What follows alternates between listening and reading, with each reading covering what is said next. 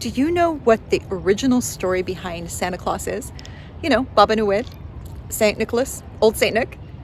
I bet you don't know what the origin is. Do you know that it's actually in Turkey?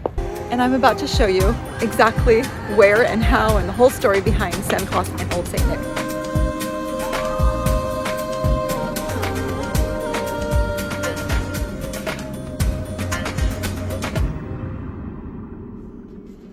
One year ago today, on Christmas Day, I took my first road trip. I got on the road on Turkish roads for the first time in my car, and I kidnapped my mom, took her as a hostage. She was not wanting to go, but I made her go with me. And where did we go? We went to go see Santa Claus, the birthplace of Saint Nicholas, and it was closed due to COVID. So today we are going to go try it one more time. Right, Mom? Yeah. She's not a hostage this time. She wanted to come because it really is a cute city, but it's 2.5 hours away. What do you think, Mom? طريقة كتير حلوة، مناظر طبيعية بتاخد العقل الانتباه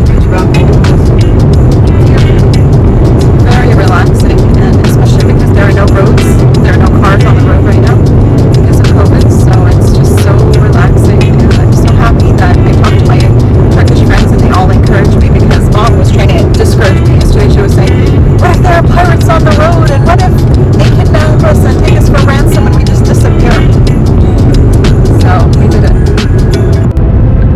Have I mentioned how this road, D400, is the equivalent to my PCH in California, Oregon, and Washington State?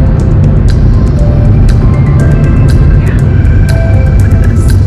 I just love the colors of the rocks, the green, and of course the water, and the sky. And I've learned to keep a bag in the trunk of my car for swimming. And yes, I'll swim in December and January. It doesn't matter. Ders çalışmam lazım. Ders çalışmam lazım.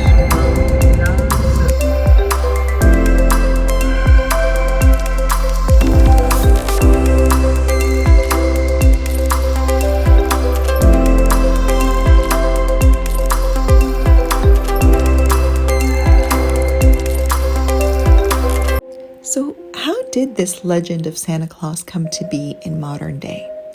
Well, the legend is that Saint Nicholas was born around 280 AD in Patara, which is near Mayra, Demre, in modern day Turkey, on the southern coast of Antalya, just about 45 minutes southwest of where I live in Antalya. And he actually was born to very wealthy business merchants in Patara. And as he grew up, his parents died when he was fairly young, and he was well known that whatever wealth he had shared. And a particular story is the most famous, and that is that one particular man in the village had 3 daughters. And at that time, daughters couldn't marry unless they had a dowry, a sizable sum of money. And because he did not have that, he was stuck with 3 girls that could possibly not be married and would end up going into, prostitution or, dishonorable profession. So, Nicholas at the time discovered this, and he secretly dropped off bags of gold for each daughter from the window. And that is how the legend came to be about. I hope you're enjoying this very peaceful ride basically dropped off through Southern Antalya to a family in need. And so that was one of the great stories about Saint Nicholas that started the whole road trip. Santa Claus.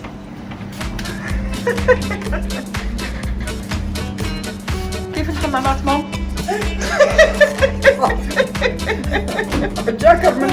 Here's the phone number if you want to complain about how clean they are. ماما هلا قالت انه بدها تشكي بدها تدق تليفون لهذا الرقم لانه الحمامات كتير نضاف. لما فريال ثابت أيوب بدها تشكي إنه عن نظافة you know it's good. So يلا افتحي الباب. لك حتى بهاي متجاكنا منه لأنه سابقين بالتكنولوجيا سابقين أمريكا. Exactly. And of course here تعي شوفي إنه هذا الحمام سبيشل للبيبك وللناس اللي كسيحين. Once again, this is truly a bathroom that is respectful and dignified for the handicapped. Çok teşekkürler. Çok temiz. Aferin. So we just turned off of D400 and we are now in Demre. So this is the ancient city. It's so empty. But I did find Santa Claus. So this is the city center of Demre. It truly is under lockdown. There's nobody around.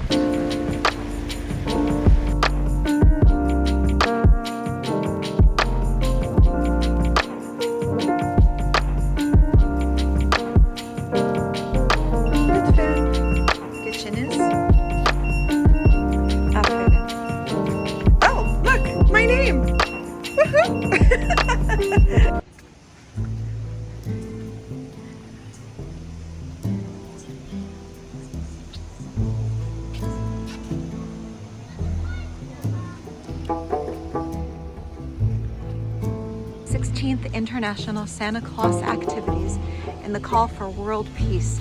Children on the path of peace. December 17th, 1998. Santa Claus Foundation, Antalya.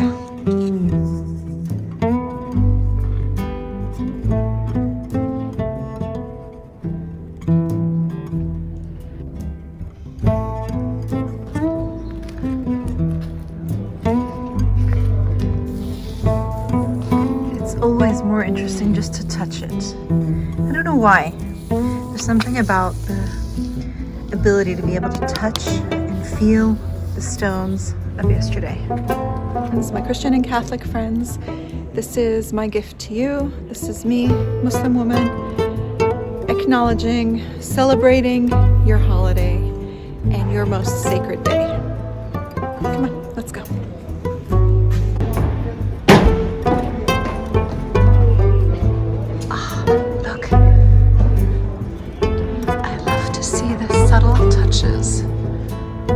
Look at that, just the colors on the stone.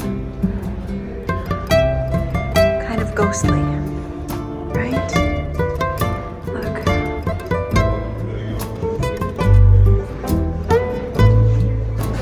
And here's another one.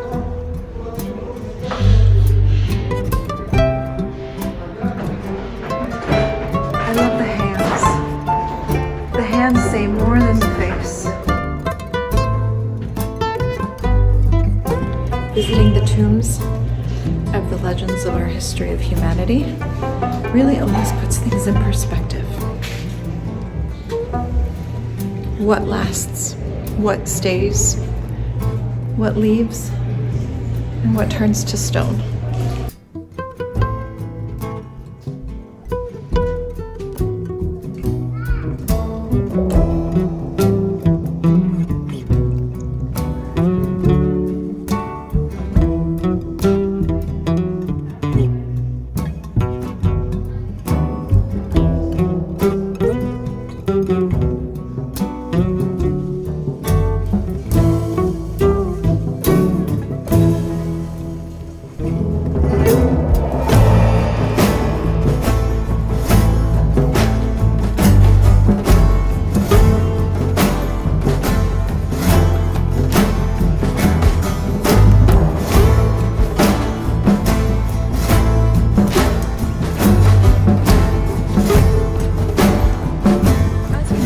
My goals and objectives with my YouTube channel is to discover Turkey and discover the history, but also to talk a little bit more about myself and my childhood growing up in America And being that it's Christmas today and it's very special, I wanted to share with you what it was like being Muslim, growing up in a Christian country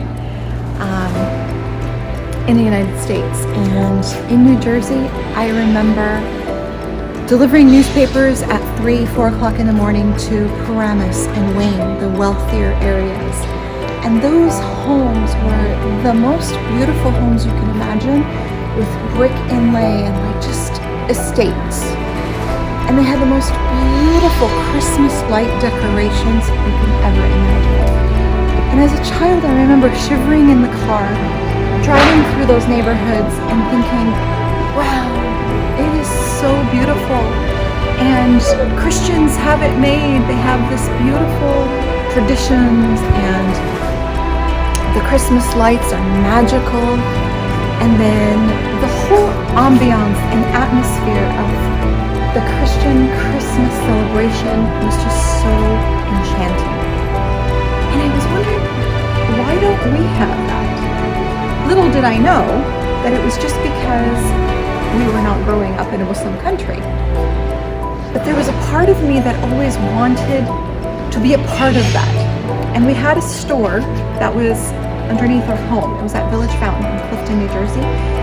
And to honor our customers, we would have a Christmas tree. And I was so happy to have a Christmas tree and to be able to decorate it as the excuse that it's part of our business. But it's not part of our culture and our heritage. But I was able to enjoy that through the need to, be a part of the Christmas ambiance. And I have to say that it really was difficult for us to be outside of it. And then in school, we would have the Christmas production in the play and sing Christmas songs. We sang Silent Night and all the fun, cute children's songs. And yet, in Islam, being a Muslim, we didn't have any of that. So I grew up with like this Disneyland of religious celebration for the Christians. And then we as Muslims, what did we have? We had waking up at 4 o'clock in the morning to eat before suhoor, before sunrise, so that we could fast each day for 30 days straight. That was hard work. So you fast all day, no eating, no drinking, no cursing, nothing until sunset. Sunset you eat, get up, like you're ready to go into a coma and go to sleep. And what do you have to do? Get up, go to the Jamia and do Tarawih prayers, which are like unbelievable. There's like an hour and a half to 2 hours depending upon the Imam.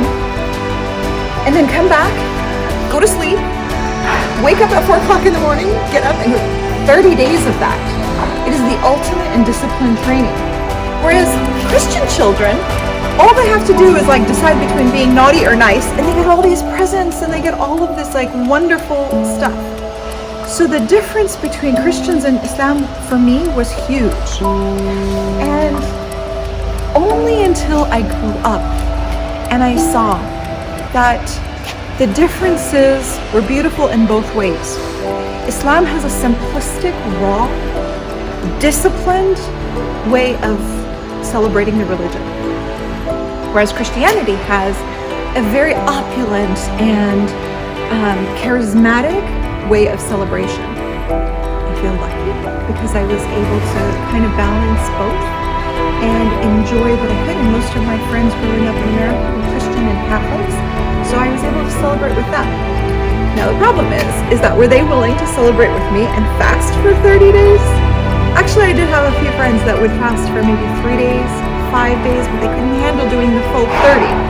So I challenge you, any of you Christian or Catholic friends that I have given you Christmas presents and I've celebrated with you, Ingrid, Wanda, so all of you that I have celebrated with your holidays, where were you in Ramadan, huh?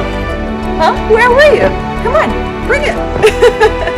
So anyway, I'm happy to explore and understand the art, the culture, the architecture, and the history of Christianity.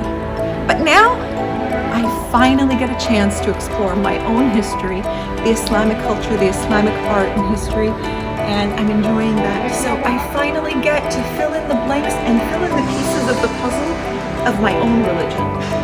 That I feel that, yes, I grew up in it, but I chose it later in life. When I really did my own soul searching, I chose it. So I'm kind of like a born again Muslim or a reborn.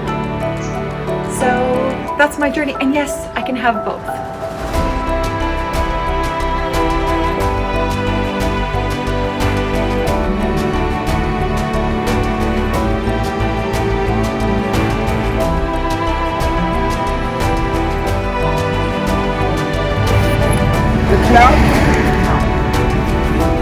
And now, somehow there's a symbolic truck.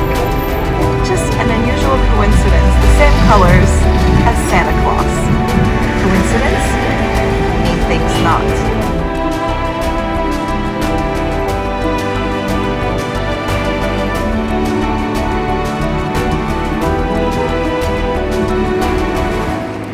So it's been 2 years now that I've been living in Antalya, and in discovering Turkey, what I find the most is that I'm discovering myself.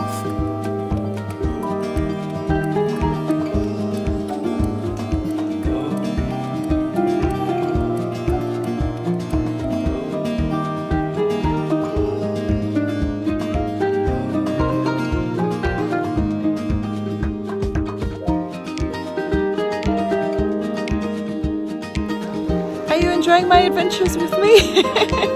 I hope you are. So, this is just kind of like a Merry Christmas present to all of you.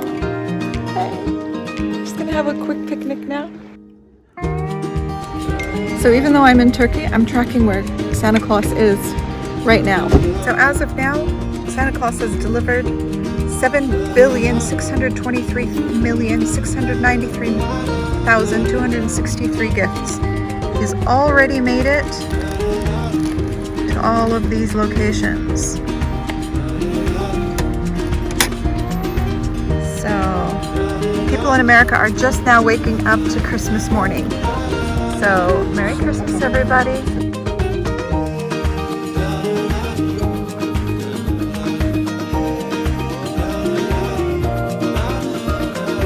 So this cute little seaport village is actually named which is three mouths. And I just hope that they're not three mouths of three mother-in-laws.